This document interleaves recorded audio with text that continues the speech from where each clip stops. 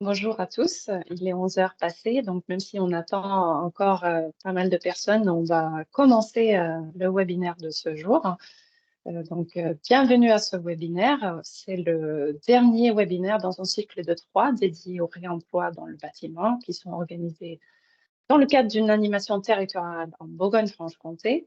Nous avons choisi justement de consacrer ce dernier webinaire à l'écosystème territorial qui est nécessaire pour que le réemploi puisse se développer.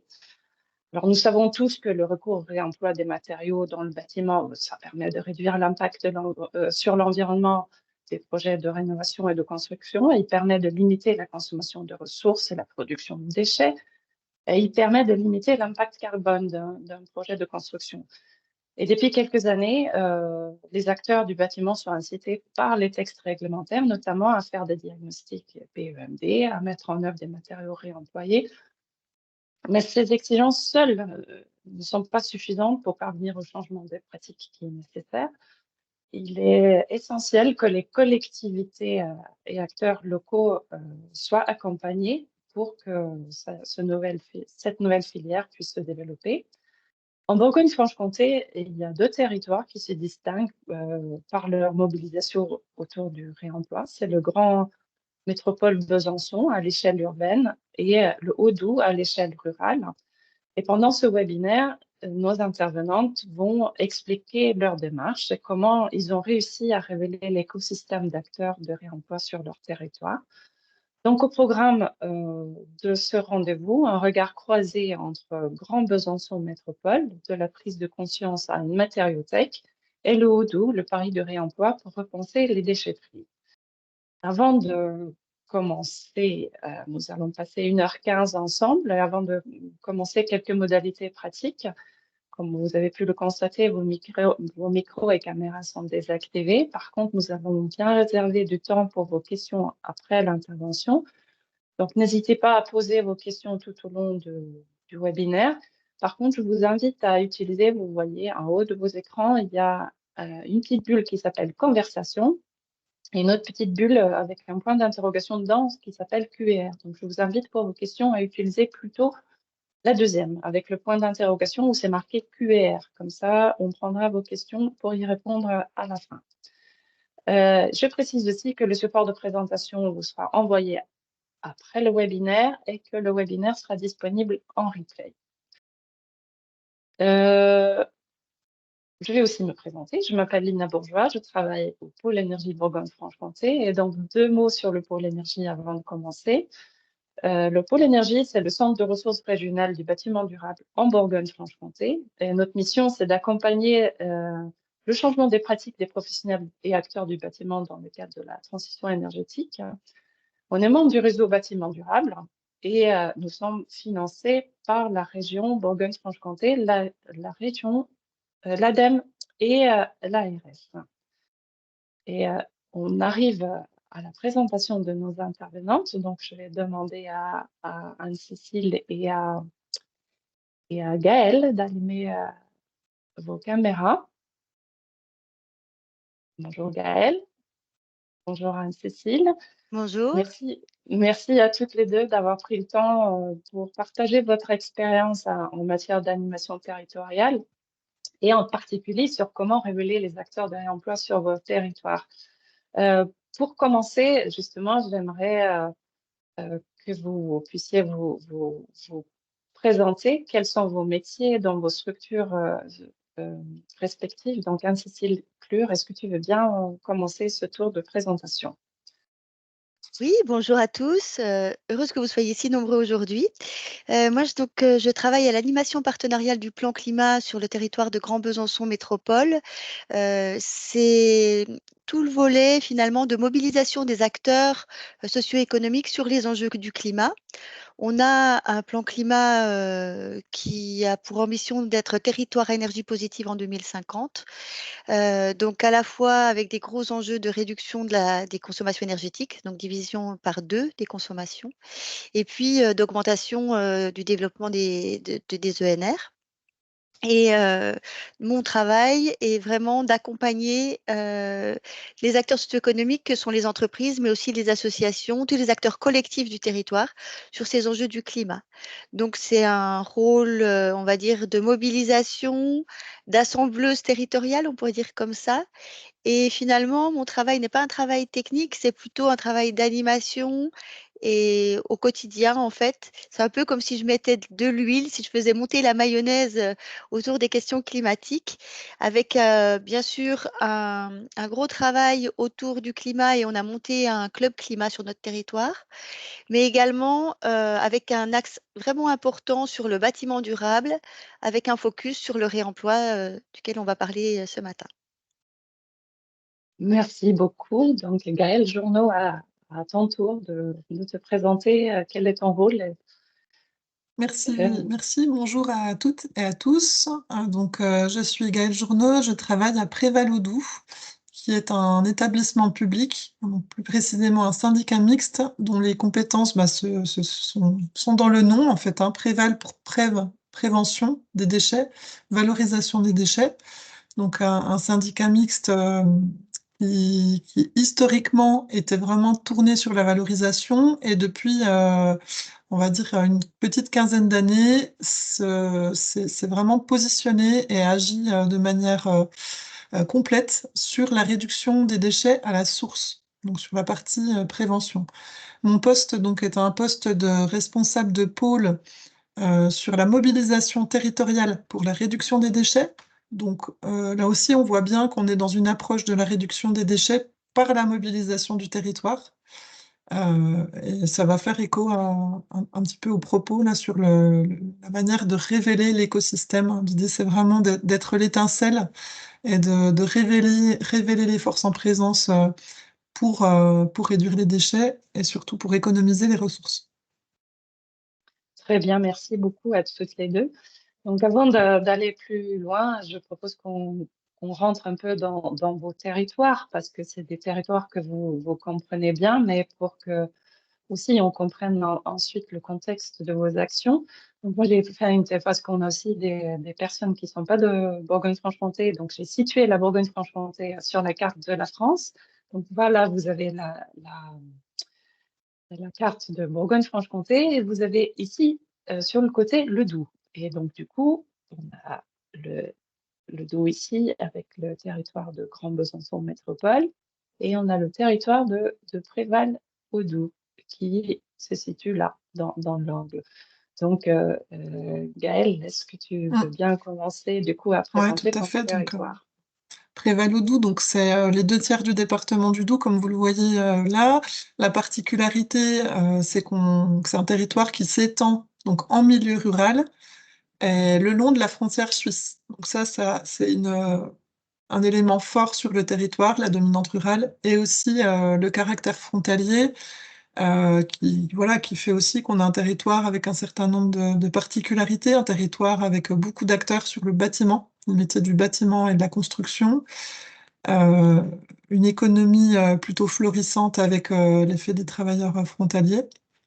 Voilà, en nombre d'habitants, peut-être 140 000 habitants. Donc un tiers, un cinquième, 20% de la population du Doubs pour les 2 tiers de son territoire. La ville-centre, pour ceux qui seraient un petit peu loin, enfin la plus grosse ville, donc c'est Pontarlier. Et ensuite en ville un petit peu connue, donc Morteau, Mèche, Val-d'Aon. Très bien.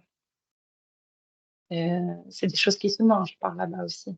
Oui, alors j'aime bien le dire parce que c'est vrai que pour présenter le territoire, c'est presque plus parlant de parler des pistes de ski de Chaux-Neuve, de Mout, de la saucisse de Morteau et des montres aussi de l'horlogerie que, que de donner les noms des petits bourgs. Oui, c'est vrai. Alors, Anne-Cécile, le Grand Besançon Métropole. Alors, Grand Besançon Métropole, je vais vraiment être rapide parce que je pense qu'on va juste donner les principales caractéristiques. C'est une communauté urbaine. Ce qui me semble important, c'est la particularité vraiment de notre territoire, c'est qu'on a 69 communes et 180 000 habitants. Mais sur ces 180 000 habitants, en fait, 120 000 sont dans la ville-centre à Besançon. Et donc, ça veut dire qu'on a en fait 68, entre guillemets, plus petites communes. Et vous voyez sur la carte tout un morcellement finalement. Vous voyez le pôle Besançon au centre et toutes ces petites communes autour. Et dans les petites communes, ça vous parlera sans doute aussi, parmi les 68 communes, il n'y en a que 3 qui ont plus de 3000 habitants. Donc ça donne aussi une image de la communauté urbaine avec finalement un territoire qui est une métropole, qui est une communauté urbaine, mais qui finalement a des caractéristiques importantes et où on doit vraiment penser à la fois le fonctionnement de la ville-centre et un fonctionnement vraiment périurbain très important. Voilà, c'est ce que j'avais juste envie de préciser. Après, sur le reste, je pense qu'on peut avancer. Oui, non, mais l'idée, c'est de donner un peu de contexte à ceux qui ne connaîtraient pas ces territoires. Et justement, avant de rentrer aussi dans le vif du sujet, vous avez toutes les deux de façon différente et dans des contextes différents œuvré pour faire émerger les pratiques de réemploi dans vos territoires. Et du coup, il y a forcément un contexte politique et autres dans vos territoires, mais aussi certainement que vous avez des motivations personnelles pour tirer votre territoire dans le sens du réemploi et aussi des motivations professionnelles. Et du coup, j'aimerais que vous puissiez aborder justement vos envies personnelles et professionnelles. Donc, Anne-Cécile, si tu veux bien commencer. Ce que je dirais, alors c'est vraiment, oui, personnel. Si je fais ce métier, mais je pense que ça doit être pareil pour Gaëlle, c'est qu'il y a forcément derrière une petite conscience, enfin, ou une grosse, je sais pas, conscience environnementale et une volonté de faire ma part, en fait, par rapport à ces enjeux du climat, mais aussi par rapport, j'ai dit tout à l'heure que la collectivité avec pour enjeu des territoires à énergie positive en 2050. Donc, c'est des enjeux climat. Mais au-delà des enjeux climat, il y a vraiment une conception large environnementale avec tout un volet de préservation des ressources. Donc, pour moi, ce qui est important à titre personnel, c'est d'être aussi en phase avec mes valeurs, et aussi avec la façon de faire. C'est-à-dire que pour avancer dans la préservation du climat, euh, il me semble qu'il y a vraiment des questions techniques, c'est clair. Faire du réemploi, c'est des questions techniques. C'est aussi des questions économiques, c'est des questions d'organisation, mais c'est aussi beaucoup des questions de faire ensemble. Et dans ce que j'aime faire, dans ce qui me motive moi à titre personnel et dans mes compétences, il y a vraiment toute une dimension de la coopération, de l'accompagnement au changement. Et on s'est rendu compte qu'il suffit pas de convaincre. C'est un peu, pour le dire rapidement, c'est un peu comme pour la cigarette, mais vous le savez tous si vous êtes là, je pense, c'est qu'il suffit pas de se dire qu'on va dire à son voisin qu'il faut faire ça. Ben non, si ça suffisait, on n'en serait pas là.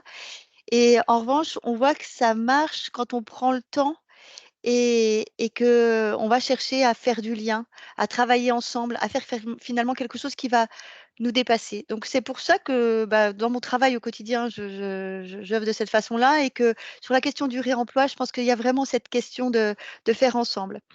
Et puis au service de ma collectivité, je l'ai dit, le réemploi, c'est à la fois l'énergie et les ressources. C'est des énormes enjeux puisqu'on sait que voilà, les déchets du BTP, c'est 70% des déchets. Donc il y a des énormes enjeux de ce côté-là. Et avec ces gros enjeux, il y a derrière la question du changement de modèle et du passage d'une économie linéaire à une économie circulaire, une économie de ressources. Donc voilà, un petit peu cette idée de, pour moi, l'importance d'être en adéquation entre ce que je crois et ce que je fais au quotidien. D'accord, très bien. Et Gaëlle, si tu veux Ben, bien. ça rejoint, il y a des choses qui recouvrent vraiment ce qu'Anne-Cécile vient de dire et je ne vais pas les répéter sur la coopération, mais d'autant plus qu'on est quand même sur un territoire et j'inclus aussi Besançon dedans, mais au niveau national, peut-être même européen, on est une terre de coopération. C'est ici que les coopérations, surtout au niveau agricole, mais sur d'autres plans également, sur l'horlogerie, etc. Il y a un fort historique de la coopération sur le massif jurassien. Et donc, cette dimension-là, forcément, me motive profondément. Après, de manière plus au niveau du sens, le sens profond de notre action, nous, au sein de Préval, en tant que syndicat sur la gestion des déchets ménagers, forcément, très souvent, on est invité à focaliser et à mettre des objectifs sur la réduction des déchets visibles. Moi, personnellement, et aussi au niveau de ma structure, ce qui est vraiment porté, c'est cette vision de l'iceberg avec les déchets visibles, mais également les déchets cachés, et le sens profond de la réduction des déchets pour Préval, enfin, tel qu'il est abordé au sein de Préval, c'est vraiment d'aller à la racine, donc de favoriser la sobriété dans la consommation des biens matériels, d'économiser l'extraction des ressources, et pas seulement de réduire les déchets qui sont accueillis dans les centres de gestion de déchets. Donc ça, c'est un élément vraiment important dans la motivation, c'est de ne pas s'attaquer juste à la part visible, mais bien à l'iceberg tout entier. J'aimerais aussi citer dans mes motivations le décloisonnement, l'envie de décloisonner, et j'adore le titre du webinaire, Comment révéler, parce que le titre nous montre qu'en fait les ressources sont déjà là, et qu'il y a vraiment cet enjeu de révélation des ressources, de révélation des humains qui sont sur les territoires, et de mise en lien pour agir. Donc voilà, dans la motivation, forcément, il y a cette idée de révéler les forces en présence et pour construire ensemble. Donc, du coup, on entend bien qu'il y a, il y a de l'idée, de la motivation personnelle et tout un contexte favorable à vos actions. Alors, si on, donc on va rentrer un peu plus dans le vif du sujet. Et Gaëlle, comment, à Préval, comment cette animation territoriale a, a débuté concernant le réemploi dans le bâtiment? Oui. Alors, du côté de Préval, ça a débuté avec le réemploi des objets. Même si aujourd'hui on est sur une vision du réemploi vraiment élargie et qui prend en compte pleinement le réemploi des matériaux de construction, en 2015, on s'est interrogé à l'échelle de notre territoire on constatait bien en déchetterie qu'il y avait un gaspillage assez incroyable, assez énorme. On avait aussi sur le territoire des acteurs déjà présents, comme je vais citer les 3 antennes d'Emmaüs et la ressourcerie de Vercelles, des acteurs un peu plus spécialisés sur les vêtements au niveau du réemploi. Et on s'est dit, bah, ce serait vraiment intéressant d'identifier les potentiels de développement des filières de réemploi, de les chiffrer, de voir quel modèle économique pourrait sortir. Et donc en 2015, ça a commencé avec cette étude qui a duré 2 ans pour en fait établir des scénarios de développement de lieux de réemploi, plutôt ciblés sur les objets, c'est vrai, au départ. Et dans la suite de cette étude, en fait, bah, déjà l'étude a été copilotée avec les structures de réemploi déjà existantes et avec les communautés de communes, donc c'était une étude partenariale. Et dans le cadre de cette étude, en fait, on a pu en fait poser dès 2015 une vision que le réemploi ne se développe, enfin, n'allait pas se développer de manière descendante et de manière commandée par la collectivité, les pouvoirs publics pour le territoire, mais de manière co-construite avec les associations. C'était un projet de territoire, alors pour le territoire, c'est sûr, mais par le territoire. Donc cette vision de faire ensemble, elle a été posée au moment de l'étude en 2015. D'accord. Donc, co-construire à partir du bas. Et Exactement. Anne-Cécile, de l'histoire Alors, au Grand Besançon Métropole est un petit peu différente. oui, pour nous, ça a commencé un peu après, en 2018, et ça a commencé à partir finalement, de contacts qu'on avait avec des acteurs du territoire sur des questions de réemploi, mais pas forcément dans le BTP.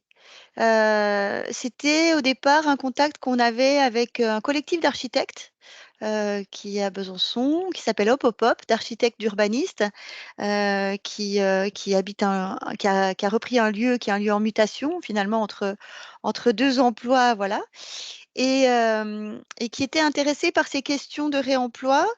On travaillait par ailleurs avec la chambre de métiers des métiers de l'artisanat, et on travaillait avec eux sur du réemploi, mais plutôt autour au départ, de petits objets, d'artisanat, et cetera, avec d'autres acteurs du territoire.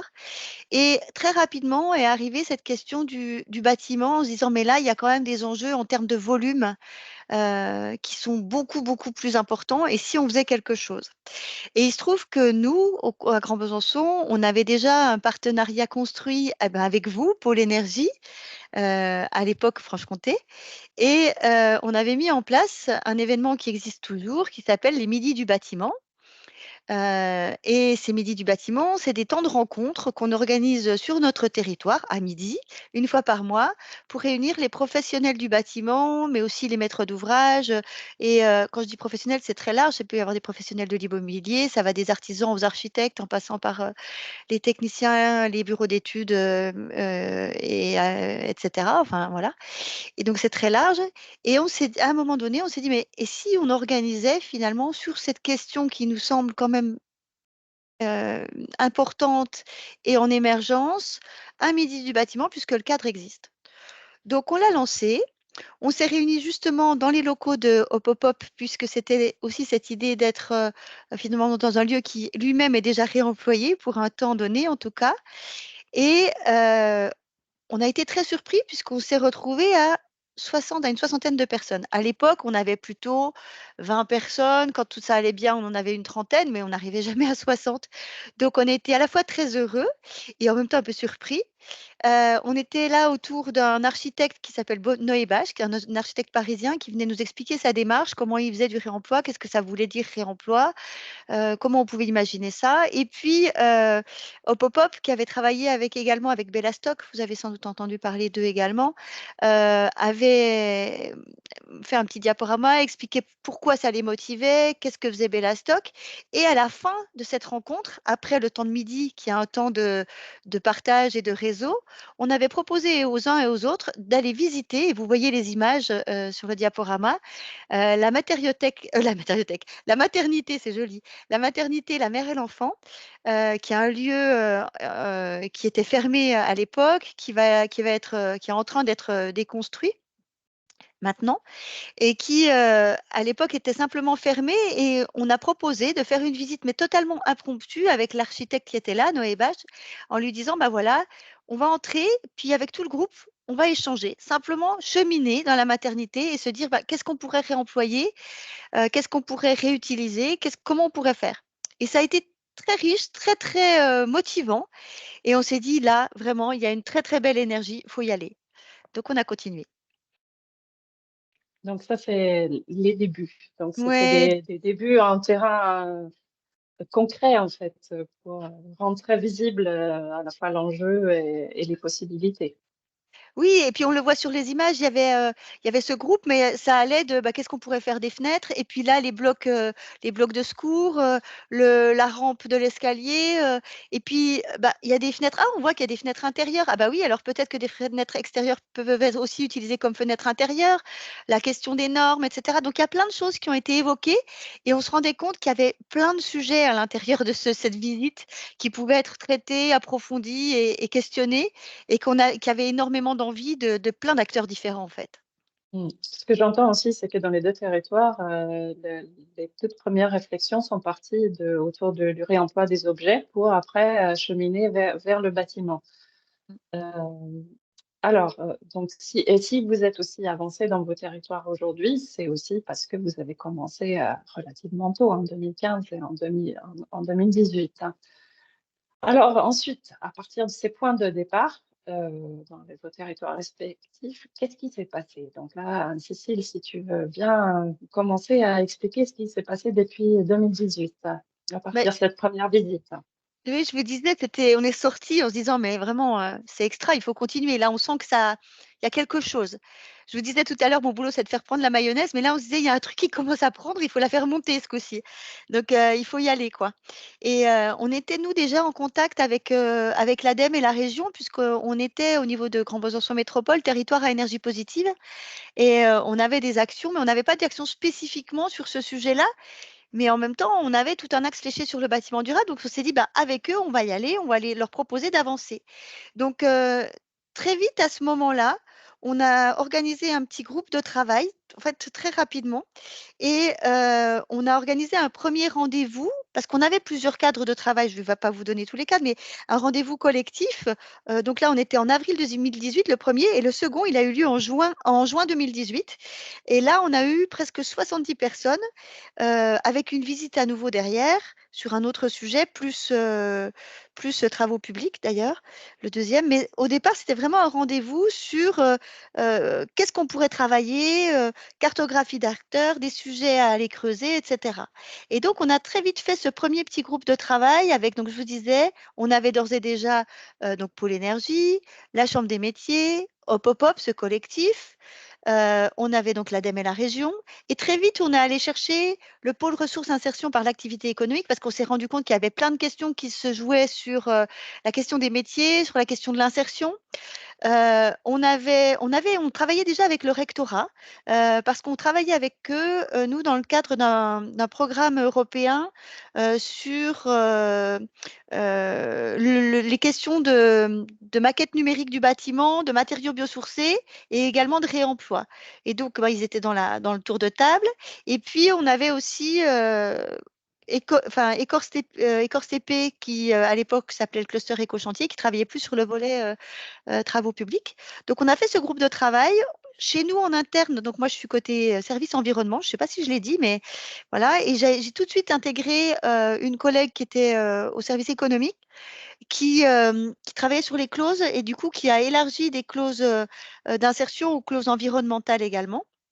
Et donc, ce rendez-vous en juin, avec ces 70 personnes, on s'est dit, bah, il faut encore avancer. 70 personnes, ça prend vraiment. Première cartographie d'acteurs, on voit qu'il y a du boulot, on continue.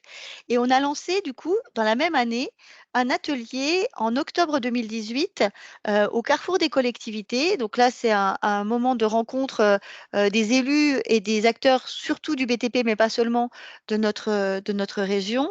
Et là, on a lancé un atelier participatif.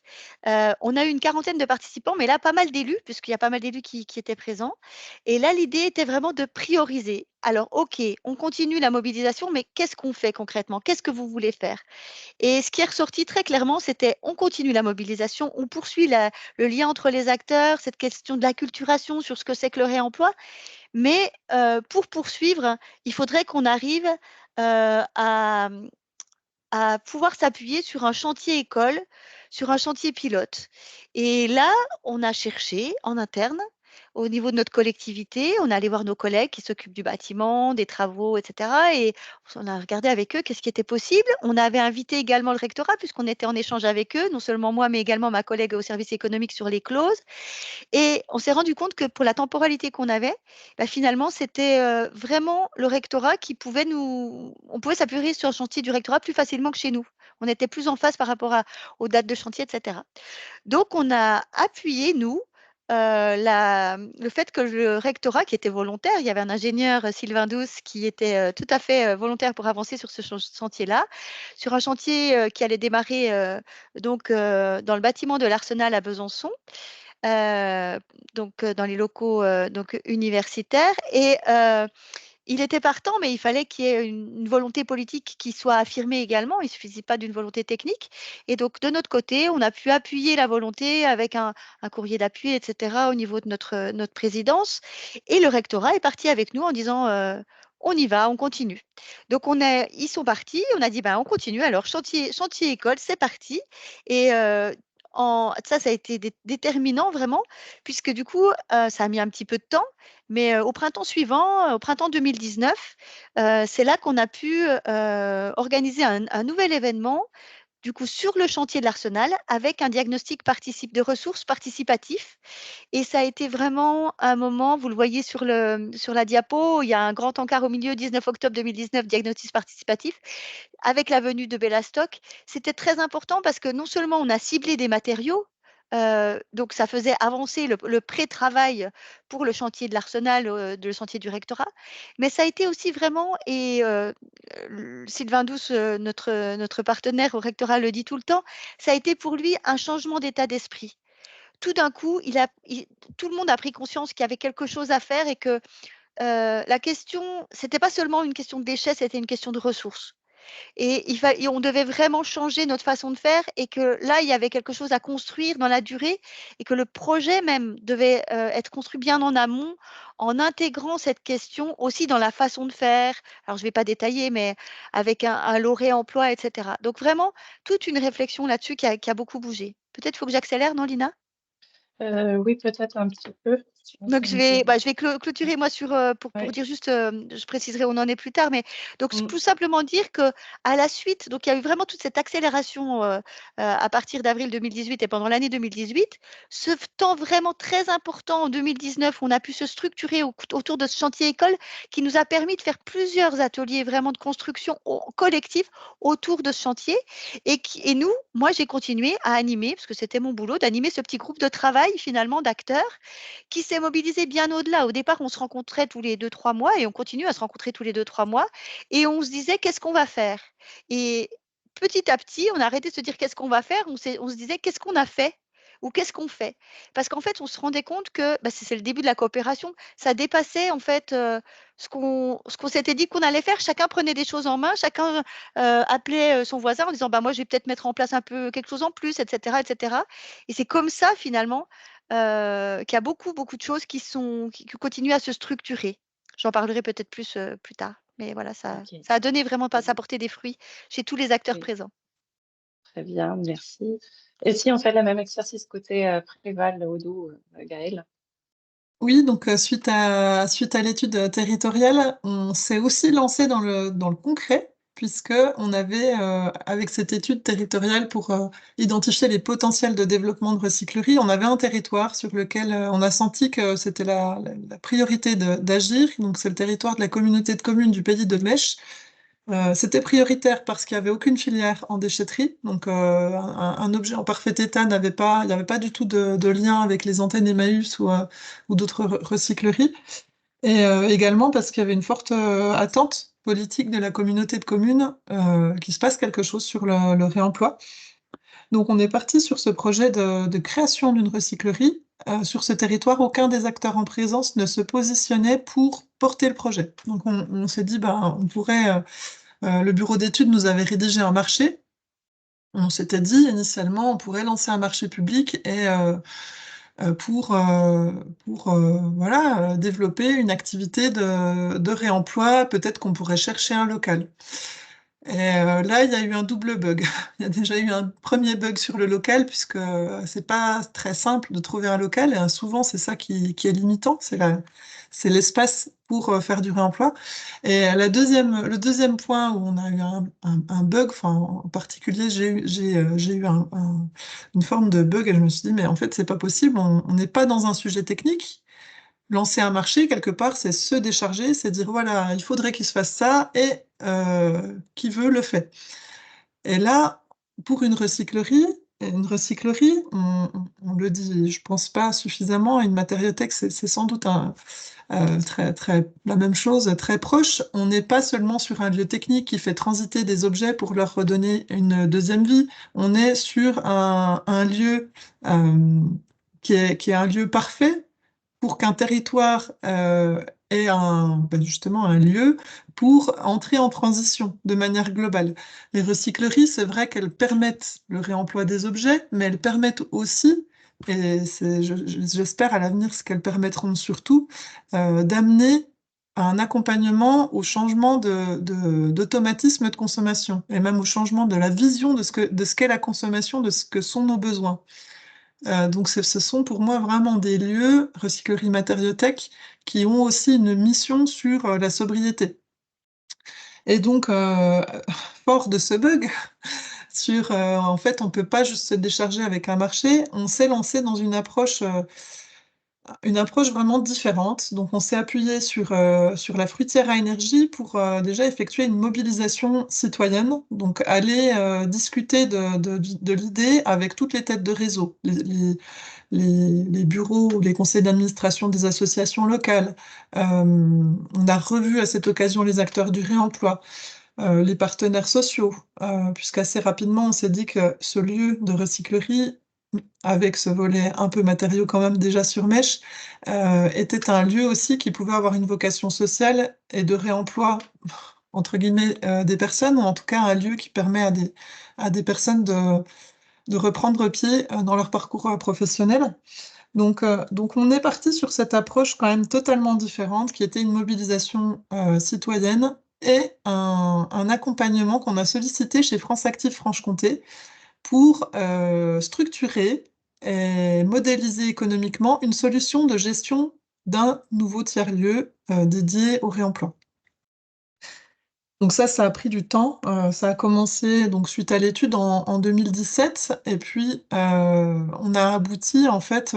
Alors Préval s'est positionné sur la construction d'un bâtiment, parce qu'après avoir étudié une rénovation, puis deux achats de bâtiments, mais voilà, ça n'a pas pu se faire. Déjà, le tarif était bloquant, l'emplacement aussi. On s'est lancé dans la construction d'un bâtiment qui se situe juste avant la déchetterie. Donc ça aussi, c'était un point important au niveau de l'emplacement. Et donc, on a porté la maîtrise d'ouvrage pour ce bâtiment, mais tout en se disant que sur la gestion, c'était vraiment la démarche accompagnée par France Active qui allait, en fait, le territoire allait créer la solution de gestion de ce lieu. Et aujourd'hui, donc Rebond est en activité, l'association Rebond est née dans le cadre de cette démarche. C'est une association qui ressemble à une SIC, en fait, avec des collèges, des pouvoirs par type d'acteurs. Préval, par exemple, fait partie du collège des collectivités au sein de l'association Rebond. La dominante de la gouvernance de Rebond est bien sûr citoyenne. Et il y a également un collège d'associations et d'acteurs spécialisés du réemploi, comme Envie et Fripvie, qui contribuent à la gestion de certains flux de réemploi d'objets, notamment sur les équipements électriques et le textile. Donc finalement, l'outil est sorti de cette démarche de mobilisation territoriale. Simplement, si ça me paraît intéressant de vous partager que ça nous a permis de nous tester aussi sur, en tant que maître d'ouvrage, construire un bâtiment avec du réemploi. Et là, on y est allé, donc c'était notre première expérience. On y est allé un peu avec nos moyens du bord. On est allé avec notre équipe de maîtrise d'œuvre. Je me souviens, on a visité la grande surface Leclerc à Pontarlier pour aller faire un diagnostic réemploi finalement avant des constructions. On imaginait même récupérer les lettres de l'ancienne de Leclerc pour les changer et puis écrire recycle, puisque ça faisait l'anagramme de recycle avec l'enseigne. Et donc on a pu intégrer dans ce bâtiment, et on a pu se confronter aux difficultés de la maîtrise d'ouvrage quand elle veut réintégrer du réemploi en termes assurantiels, etc. Ça a été notre première expérience. C'est important de le signaler, parce que c'est là qu'on a pris conscience qu'il fallait absolument qu'on travaille sur la structuration sur nos territoires d'acteurs experts réemploi, donc des AMO experts réemploi, et aussi de matériothèques, parce que si on voulait que le réemploi des matériaux se fasse dans la construction, par exemple, de notre bâtiment, on voyait bien que c'était compliqué sans organiser des filières. Et Et donc, ce sera l'étape d'après, c'est qu'est-ce qu'on a fait de ce voilà. constat. Oui, voilà, parce que quel est le contexte territorial d'aujourd'hui? Donc, du coup, effectivement, je me suis... non, c'est bon, Je me c'est suis dans le bon presque ordre. fait moi-même ma transition, sans le Oui, oui, vouloir. tout à fait. Ouais, je ne fais pas de transition. Voilà. Donc, Mais c'est notre vrai que cette première première expérience a expérience. conduit à une deuxième qui est donc celle qui est en cours, hein. Donc effectivement, alors ce qu'on peut dire aussi dans ce moment un peu de transition sur l'émergence de Rebond, c'est que Rebond a pulvérisé les scores, on peut le dire comme ça, c'est-à-dire que ce qui était attendu en termes de modèle économique de cette première recyclerie au bout de la 5e année, s'est produit dès le lancement. Dès l'année de lancement, en fait, l'association Rebond, donc, qui a pris en main la gestion de la recyclerie de Mèche, voilà, a tout de suite atteint ce qui était attendu en phase de croisière. Et donc, ça a créé une confiance vraiment très importante. Et après, donc, on se situait donc, Rebond s'est lancé en 2021. Et donc, on était au début du mandat du nouveau mandat avec les nouveaux élus. Et sur les 2 territoires voisins, donc la communauté de communes des Portes du Haut-Doubs et la communauté de communes du Val-de-Morteau, c'est vrai qu'au début du mandat, il y a le sujet de la rénovation des déchetteries qui est sorti.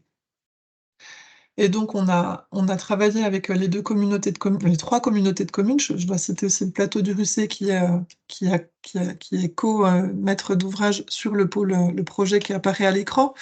En fait, on s'est dit, c'est génial parce que repenser une déchetterie, c'est une opportunité unique pour repositionner sur ces lieux que sont les déchetteries des des bâtiments, en tout cas des infrastructures qui permettent le réemploi. Et là, on est vraiment au plus proche pour la captation des gisements. Donc, la confiance, le fait que Rebond fonctionne bien, soit sorti de terre. Nous, on s'était un petit peu frotté à la construction avec du réemploi. Ça a créé une confiance et un effet un peu boule de neige avec les 2 territoires voisins qui se sont lancés. Donc, on est en train de travailler avec ces territoires pour des nouvelles infrastructures de type déchetterie inversée. Alors, pourquoi déchetterie inversée? Historiquement, les déchetteries, elles ont été pensées, la plupart du temps, pour évacuer les déchets. Et la vision qu'on a pu maturer avec l'émergence de Rebond notamment, c'était une vision d'une déchetterie qui est plus du tout, enfin, qui n'est pas seulement un lieu pour évacuer les déchets, mais qui est avant tout un lieu pour capter des ressources, les réemployer, un lieu aussi pour la prise de conscience et donc accompagner les nouveaux modes de consommation, puis aussi un lieu pour réunir les personnes du territoire qui ont envie d'embarquer dans une aventure pour incarner enfin, pour fabriquer un lieu qui incarne la transition d'un territoire. Donc, c'est vraiment important de dire que ça se fait pas à pas. On sort pas comme ça du jour au lendemain un projet d'infrastructure quand même très ambitieux. Là, on est sur le pôle du Bélieu à l'écran, donc c'est constitué d'un bâtiment de quand même 2000 m² dédié au réemploi, avec un drive inversé, c'est-à-dire que quand les gens arrivent en déchetterie, d'abord ils arrivent au drive inversé, on regarde ce qui peut partir en réemploi avant d'orienter sur la plateforme de déchetterie plus classique. Voilà pour ce lieu. Donc ça, c'est un projet qui est en cours. Je vais peut-être donner le montant. Donc on est sur un budget de 6,5 millions, enfin non, un peu plus 7 millions sur la partie travaux. Et puis sur le démarrage des travaux du Bélieu, donc on est en train d'analyser les offres pour démarrer les travaux cette année. Les offres donc pour le marché de travaux. Territoire voisin, donc pôle de Val d'Aon. Là, on est également sur un territoire qui voulait repenser sa déchetterie et donc avec qui on travaille en co-maîtrise d'ouvrage pour une nouvelle infrastructure, également de type déchetterie-recyclerie. Mais, alors, je ne l'ai pas dit, quand je dis recyclerie, il y a à peu près la moitié des surfaces qui sont réservées en fait à la partie matériaux de construction. Donc, on devrait même dire déchetterie-recyclerie matériothèque. Sur ce pôle de Val d'Aon, il y a une composante en plus que vous voyez apparaître. On est sur un lieu aussi qui va mutualiser un équipement de garage pour les services techniques intercommunaux. Donc on est sur une infrastructure encore plus massive, un vrai pôle de mutualisation, avec également une partie bureau pour la communauté de communes au sein de la maison du réemploi. On y a ajouté aussi 2 composantes d'économie circulaire, enfin, qui sont en lien étroit avec l'économie circulaire, puisque dans le bâtiment de la maison du réemploi, il y aura également sur ce site un atelier de démantèlement de certains déchets issus des déchetteries en vue du recyclage. Donc ça, c'est un atelier qui est existant et qui a vocation à se développer et à entrer dans des infrastructures donc notamment celle-ci à Val d'Aon.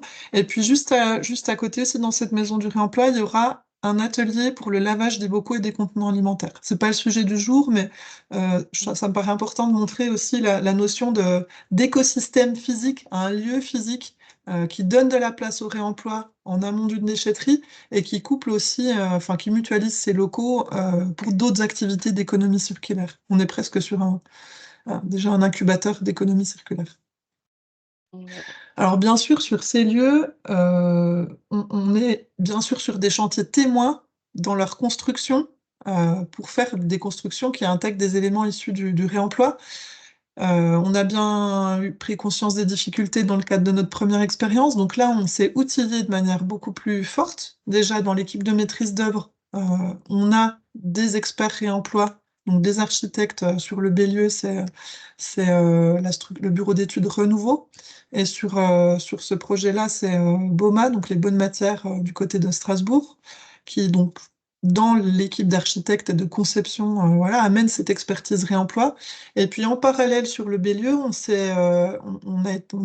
a fait appel au service de Low Carbon Design, donc basé à côté de Pontarlier, Stéphane Sapolin, qui est un AMO expert réemploi et qui nous a accompagnés aussi sur le sourcing, bien sûr. Et puis on a pu, sur le pôle du Bélieu, qui a un petit temps d'avance, lancer un accord cadre pour avoir un titulaire dont le job, en fait, en amont du marché de travaux, est de récolter les matériaux donc issus de réemploi, de déconstruction, pour les réintégrer dans l'infrastructure. Donc, Je ne vais pas les trop m'étendre parce bâtiments que j'en ai déjà non, parlé sur un autre temps. oui, voilà, tu as témoigné lors de la deuxième journée régionale de réemploi, effectivement, sur les détails de prescription. Donc, c'est des bâtiments qui favorisent le réemploi, qui sont construits en réemploi et qui favorisent les acteurs du territoire. Je vais passer la parole à Anne-Cécile pour témoigner aussi sur ce qui s'est passé après les débuts, côté Grand Besançon Métropole. Oui, alors le contexte territorial aujourd'hui, alors on n'est pas du tout aussi avancé et autant dans le concret que Préval. On a commencé après et on n'en est pas encore à construire des bâtiments. Ça viendra peut-être, je ne sais pas. En tout cas, nous, on continue le travail avec le chantier pilote se poursuit hein, au niveau de l'Arsenal. Ça reste vraiment un point d'appui pour des rencontres et pour des témoignages, notamment sur nos midis du bâtiment qu'on poursuit. Et toute la mobilisation, tout le travail de mobilisation des acteurs d'acculturation se développe et nous permet de rencontrer vraiment des acteurs très variés, de plus en plus nombreux. Vous voyez là sur la diapo une intervention. Alors, il y a eu un midi du bâtiment qui était un midi du Google Group en live, puisque Lina, pour le pôle énergie, a mis en place un Google Group qui permet sur notre territoire d'échanger de l'offre et la demande, on va dire, hein, et puis aussi de l'information sur cette question du réemploi dans le bâtiment. Et un jour, en échangeant avec Lina sur les sujets des midis du bâtiment, on s'est dit, mais en fait, ce groupe, il fonctionne à distance. Et si on le faisait vivre? Et si on faisait un live? Et donc, vous voyez sur le côté droit un petit morceau de cette séance, enfin une retranscription de cette séance, où on a eu un petit nombre d'acteurs, un peu moins peut-être que certains moments, mais c'était que des acteurs de notre territoire et tous déjà très impliqués. C'est pas le public. L'idée était moins de sensibiliser que d'aller plus en profondeur et de permettre les rencontres effectives. Peut-être les échanges aussi entre qu'est-ce que tu donnes, qu'est-ce que tu offres, c'est quand tes chantiers, c'est quand les miens, comment on peut s'organiser, et d'essayer de voir en concret pour être vraiment dans l'échange, y compris de matériaux, mais aussi dans l'interconnaissance. Et on se rend compte que pour favoriser la coopération, cette dimension de connaissance interpersonnelle est vraiment importante au-delà de ce que sont les structures de chacun.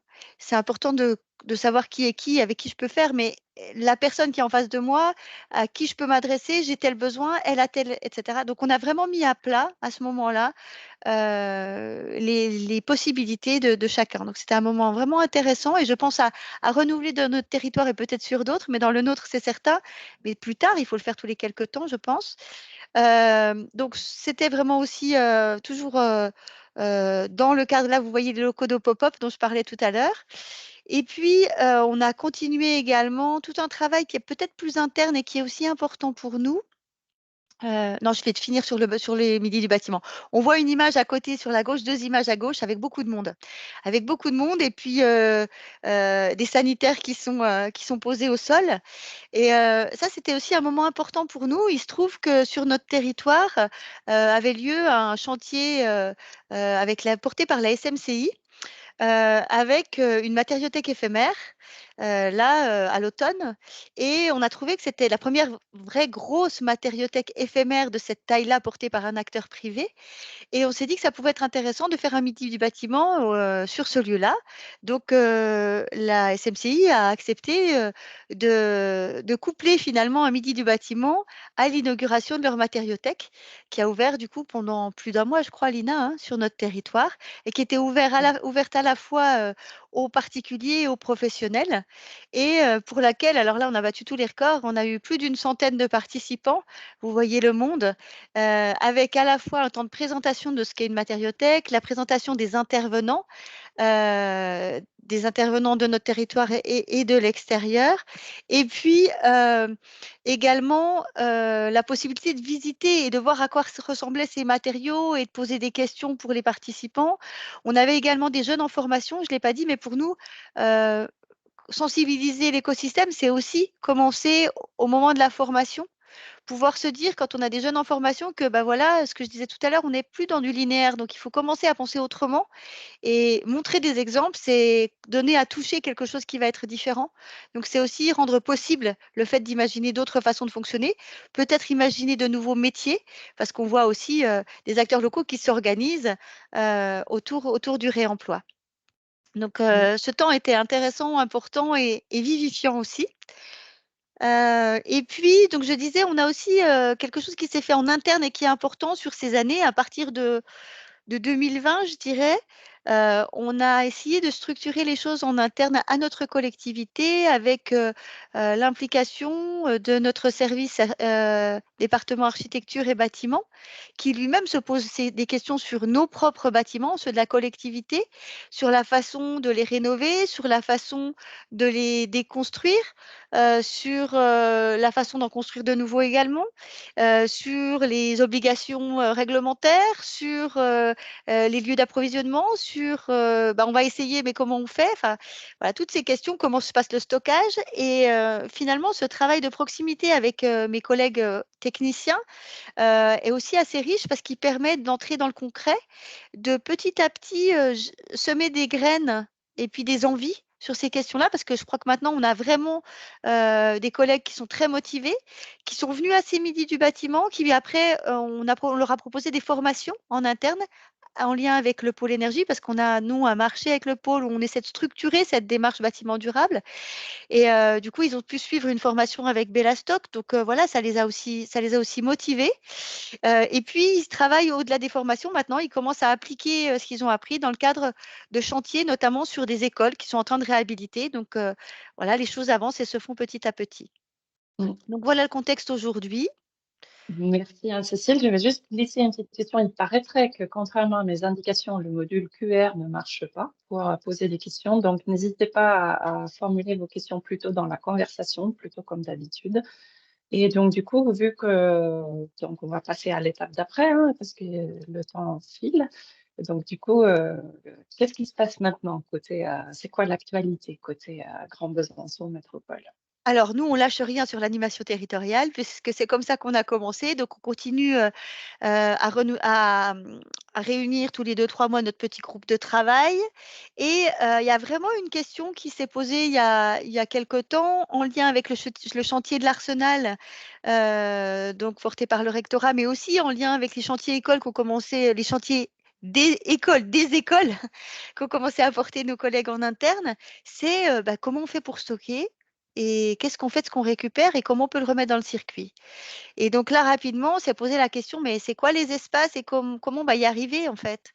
Et donc la question de la matériothèque est vite arrivée sur le tapis en se disant, mais quel lieu on a, qui va gérer, quelle est la bonne échelle, etc. Donc, on est arrivé à se poser des questions d'une prémisse d'une matériothèque sur notre territoire. Et on est en train de structurer une démarche de réemploi de matériaux avec une étude en cours sur une matériothèque comme pour Préval, on s'est adossé à l'expertise de France Active avec son générateur, France Active Franche-Comté avec son générateur sur le territoire, qui nous permet en fait d'aller creuser en fait cette question en essayant d'aller plus loin encore, parce que nous, on a déjà un certain nombre d'acteurs volontaires mobilisés. Donc, on a ce groupe de travail qui permet déjà d'avoir une belle ressource sur les démarches en cours, les acteurs présents, mais aller encore plus loin sur le diagnostic, la cartographie de l'existant, voilà. L'idée, c'est d'arriver à structurer un projet avec des schémas possibles, des portages possibles aussi d'une possible matériothèque. On a vu du côté de Préval qu'il y avait toute une émergence finalement citoyenne qui était arrivée. Donc, est-ce qu'on aura ça sur notre territoire? On l'espère. On espère que des acteurs vont émerger, peut-être des collectifs, je ne sais pas. On se pose la question, je vous disais, des lieux, parce qu'il faut de la place pour stocker. Ça fait du volume. On est sur le bâtiment, c'est des gros modules. Et si on est sur quelque chose qui n'est pas éphémère, qui est pérenne, ça demande vraiment de l'espace. Donc, comment on fait les choses? Sur la question du périmètre, on a vite vu, on a échangé avec notre petit groupe de pilotage, mais aussi on a commencé à monter un groupe avec nos élus, bien évidemment, sur le portage politique.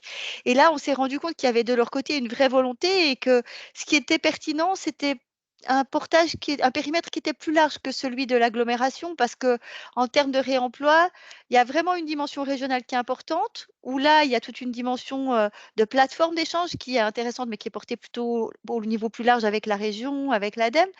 Mais sur notre territoire, on se rend compte que ça dépasse quand même le cadre de la communauté urbaine, et que ça serait vraiment intéressant d'aller tester peut-être celui du syndicat de traitement, donc le cyber.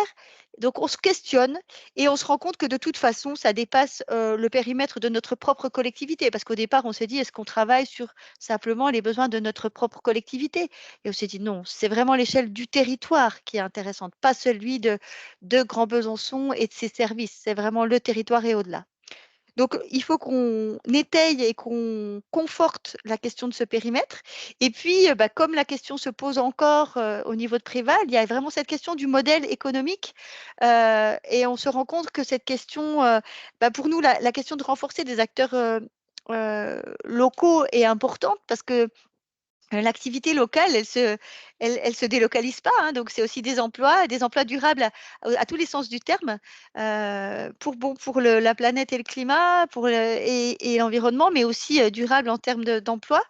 Donc, ça nous semble vraiment important d'aller conforter cette question du modèle. Donc, on est parti de notre groupe de travail existant pour en faire un comité technique, qu'on va sans doute élargir un petit peu, mais c'est notre comité technique de cette étude, avec un comité de pilotage avec nos élus. Et on imagine ensemble des prochaines réunions de ce groupe qui s'est déjà réuni une première fois avec France Active.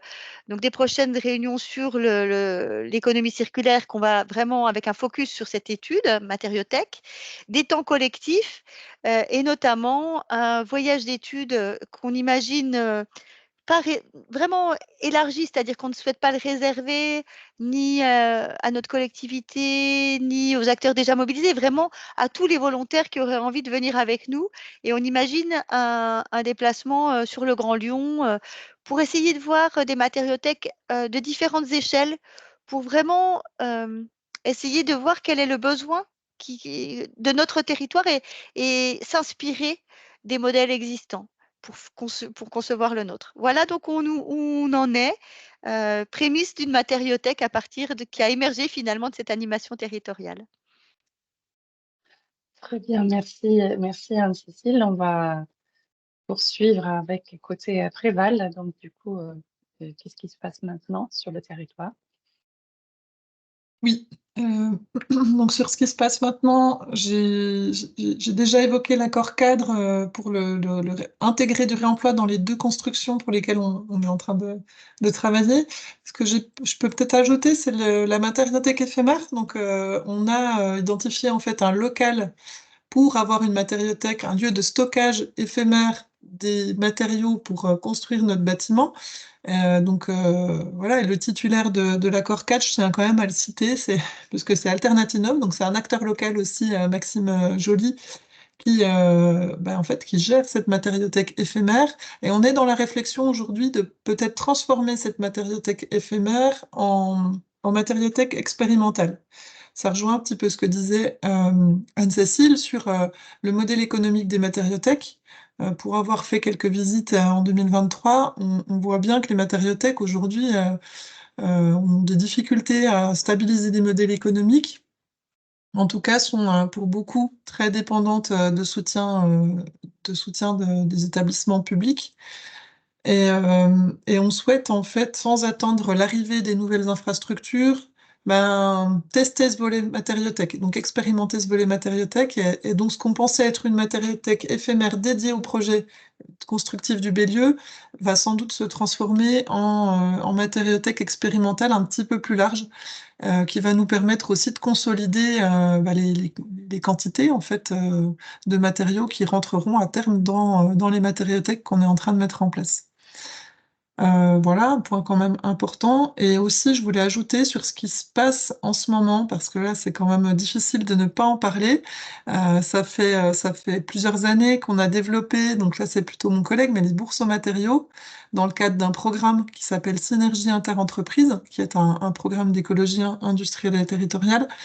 Et on est en train de travailler en fait à la structuration d'un pôle de coopération économique, donc qui sera donc l'acronyme pour ceux qui connaissent un pôle territorial PTCE, pôle territorial de coopération économique, et en fait qui sera un lieu qui sera piloté par des entreprises du territoire, notamment des acteurs du bâtiment, et des acteurs de l'ESS et des collectivités, donc un lieu relativement neutre, coopératif, qui a vocation à poursuivre en fait les bourses aux matériaux. Les bourses aux matériaux, c'est des opérations éphémères de vente de matériaux de seconde main ou d'invendus de surplus, etc. Et, euh, donc ça préfigure un peu des activités de matériothèque plus stabilisées dans des lieux permanents euh, à l'avenir en fait. Donc voilà, la structuration du PTCE, la poursuite des bourses aux matériaux, la matériothèque expérimentale. Voilà en gros sur ce qu'on fait aujourd'hui. C'est Et parfait. j'explique 2 mots sur le schéma. Si tu veux. Ouais. Si tu veux. Et juste une précision, donc il nous reste à peu près un quart d'heure. On a plutôt des débats un peu philosophiques dans le chat. J'ai une vraie question pour l'instant, donc Ok. on y va pour la suite. Donc sur ce qui compte réellement pour nous, en fait, vous l'avez peut-être vu en filigrane de ce partage d'expérience, on essaye d'agir sur 3 volets. Sur le volet des idées, sur le volet des humains et sur le volet des lieux. Et finalement, pour que l'écosystème territorial se révèle et se mette en action, il nous semble vraiment important d'agir sur les 3 aspects. Et les 3 aspects, en fait, on le voit sur le schéma, mais s'alimentent les uns les autres. C'est-à-dire que quand on commence à faire le pari collectif qu'il va y avoir un lieu, eh ben, ça va motiver les communautés à se réunir, voilà. Et quand on crée des déclics comme des visites inspirantes, etc., bah, ça crée aussi de la confiance pour vraiment se dire, bah, oui, en fait, on va engager un lieu. Donc, vraiment toujours avoir en tête, ce qui compte pour nous, c'est d'essayer d'agir sur ces 3 dimensions qui vont s'auto-alimenter et activer un cercle vertueux finalement pour progresser dans la réalité concrète et opérationnelle du réemploi dans la construction, enfin, notamment du réemploi des matériaux de construction. Très bien, merci. C'est motivant pour nous tous qui sommes dans la- l'animation et le donner envie et la sensibilisation parce que ça montre que ça peut permettre d'attirer du monde. Toute dernière partie de votre regard croisé, c'est concrètement qu'est-ce que qu'est-ce que vous avez fait toutes les deux pour révéler les acteurs de votre territoire qui étaient si bien dits et qui sont là, mais on a juste besoin de les révéler en fait. Gaëlle, tu commences? Oui, bah, j'ai envie de dire que ce qui me semble, enfin, ce qui me vient comme ça, vraiment, c'est le décloisonnement. Il y a un travail de décloisonnement vraiment important, bah, déjà au sein de nos structures côté collectivité, mais de rencontre aussi de toute la chaîne d'acteurs qui agissent sur la construction du bâtiment. Donc un travail de décloisonnement, puis ensuite accouplé avec un travail de structuration et de professionnalisation d'acteurs vraiment, bah, moi je me répète, mais professionnels sur le réemploi, parce que le réemploi, par définition, c'est une pratique qui est non courante, et donc qui amène énormément de questions j'ai vu dans le chat un peu des questions assurantielles, des questions euh, de méthode aussi, de travail, comme on fait concrètement dans un marché public pour inclure le réemploi. Donc ça nécessite, à mon sens, de structurer des acteurs. Et nous, en tant que collectivité, on essaye aussi d'amorcer par des expérimentations, mais de réfléchir au financement et au modèle économique de ces activités pour garantir qu'elles sortent de terre rapidement, vu l'urgence d'agir. Très bien, merci Gaëlle. Et Anne-Cécile, concrètement, qu'est-ce que tu as fait? Qu'est-ce que j'ai fait concrètement? Bah, c'est assez proche pour un volet en tout cas de ce qu'a fait Gaël. Je pense qu'on a vraiment commencé par faire communauté, c'est-à-dire mettre les gens autour de la table, leur permettre de se rencontrer, faire émerger leurs motivations, leurs envies, s'appuyer sur des possibles chez nous ou ailleurs, s'inspirer. Moi, je crois qu'on va bientôt appeler Gaël pour nous faire un petit retour sur certains éléments parce qu'eux, ils ont eu des déclics avant nous, donc peut-être qu'ils pourront nous aider à nous inspirer. Mais je pense qu'il y a vraiment ça, donc c'est ça, c'est faire communauté. Et puis, il y a cette question de l'expérimentation. Mais Gaëlle en parle également d'ailleurs. L'expérimentation qui est nécessaire parce qu'on voit qu'on tâtonne, qu'on est sur quelque chose qui n'est pas classique et donc on cherche ensemble. Et bah, l'expérimentation, elle permet d'ajuster la façon de faire. Et il y a à la fois un mélange d'incertitude et de confiance à trouver. Et c'est vrai que le fait de le faire ensemble et de structurer, parce que Gaëlle parlait de la professionnalisation des acteurs, et je pense qu'il y a vraiment ça derrière, c'est le fait que, en fait, petit à petit, ensemble, chacun progresse et que les acteurs eux-mêmes commencent à se professionnaliser sur ces questions-là. Et on voit émerger des acteurs potentiels. Tu as parlé d'Alternatinov et c'est vraiment, je pense ils sont aussi à nos côtés depuis un temps, certains. Et je pense qu'il y a vraiment cette idée d'avancer ensemble. Donc voilà ce qu'on a fait. Puis on a aussi accepté de se laisser, enfin de laisser de la place à chacun. Je pense que c'est important de donner un cadre et en même temps de le laisser vivre au-delà de nous. C'est-à-dire que moi j'ai vu que voilà la chambre de métier avait fait des choses et c'était chouette parce qu'en fait bah, ils ont commencé à prendre en main des rendez-vous avec des artisans sur ces questions-là. Bah, tant mieux, c'est super. Le pôle ressources a commencé à organiser des formations avec Pôle énergie sur ces questions pour les personnes en insertion, bah, tant mieux. Et puis, on a essayé d'avancer sur que chacun puisse avoir les éléments qu'il lui fallait pour pouvoir progresser. Donc voilà, ce qu'on a essayé de faire, c'est créer un cadre de confiance pour que chacun puisse progresser ensemble et puis simplement donner ce cadre régulièrement pour que chacun puisse revenir avec ce qu'il a fait, avec ce qu'il a envie de faire et continuer à se réunir. Donc, continuer comment dire, à permettre la dynamique, simplement ça. Et j'espère que, comme l'a dit Gaëlle, nous, on a commencé par les humains et les idées. On n'avait pas encore le lieu, mais j'espère que le lieu permettra justement aussi d'avoir un déclic supplémentaire et d'aller plus loin. Très bien, merci toutes les deux. Alors, le temps est venu aux questions. Comme je disais, malheureusement, le format visio ne permet pas toutes les discussions qui sont suscitées par les commentaires dans le champ euh, ici, parce que le sujet était déjà l'animation territoriale, donc on ne va pas rentrer dans le sujet assurantiel. Ça fera l'objet d'un webinaire à venir plutôt plus tard au printemps. Je vais peut-être prendre une question qui concerne vos tout premiers projets, Gaëlle, dont j'ai oublié le nom, savoir s'il y avait eu des fiches d'expérience faites dans le cadre de ce projet, et donc notamment sur la question assurantielle, mais pas que. Est-ce que vous avez capitalisé sur votre expérience, au-delà du fait que ça vous a emmené à faire de nouveaux projets, mais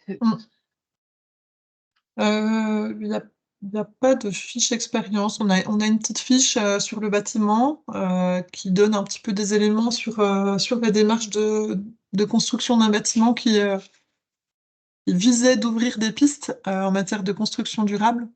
Euh, voilà, donc il y a un petit panneau qui est partageable que je pourrais partager. Sinon, on n'a pas franchement, à l'occasion du premier projet de mèche de rebond, fait de fiches parce que le constat, c'est surtout qu'on a essayé de faire, mais qu'on a manqué de moyens. Alors, il y a des choses réemployées, il y a des parois, il y a des dalles de faux plafond, il y a des carreaux de carrelage, mais à